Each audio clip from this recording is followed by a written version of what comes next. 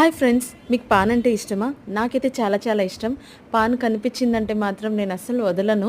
అప్పట్లో మనం చూసినట్లయితే ఏ ఫంక్షన్స్, ఏ పెళ్ళిళ్ళున్నా కూడా మన పెద్దవాళ్ళంతా ఆకు ఒక్కలు ఇవ్వంది ఎవరిని పంపించరు. సో, అలాంటి ఒక ట్రెడిషన్, కల్చర్ అనేది మన ఇండియాలో మాత్రమే మనం చూస్తాము. అప్పట్లో కాదు, ఇప్పుడు కూడా ఇది కంటిన్యూ అవుతుంది. పెద్దవాళ్ళు కూడా తినిన తర్వాత ఆకొక్క వేసుకునేది అనేది వాళ్ళకి అలవాటయిపోయేది. ఎందుకంటే ఎటువంటి ఇండైజెషన్స్ అనేది ఉండదు. పాన్ వేసుకోవడం వల్ల ఏంటంటే బ్లాటింగ్ ప్రాబ్లమ్స్ ఏది ఉండదు. వాళ్ళకి అయ్య బాబోయ్! అసలు పెద్దవాళ్ళకి అప్పట్లోనే తెలుసు ఈ పాన్‌లో antibiotic, antiseptic, anti inflammatory at the same time sugar లెవెల్స్‌ని రెగ్యులేట్ చేసే ప్రాపర్టీస్ అయితే ఉన్నాయి ఇందులో అని. సో, అప్పట్లోనే వీళ్ళు ఎలా కనిపెట్టారో ఏమో కానీ మొత్తానికి మాత్రం పాన్ అప్పటి నుంచి ఇప్పటి వరకు కూడా క్యారీ అవుతుంది. అట్ ద సేమ్ టైమ్ ఏంటంటే దీన్ని మాత్రం ఒక అడిక్షన్‌గా మాత్రం అస్సలు మార్చుకోకూడదు. ఇంకా ఏంటంటే అరేకా నట్స్ అనేది దొరుకుతుంది. ఈ ఆకులో చాలామంది దాన్ని వాడతారు. పెద్దవాళ్ళు కూడా వాడుతూ ఉంటారు. ఊర్లలో కూడా మనం చూస్తాము.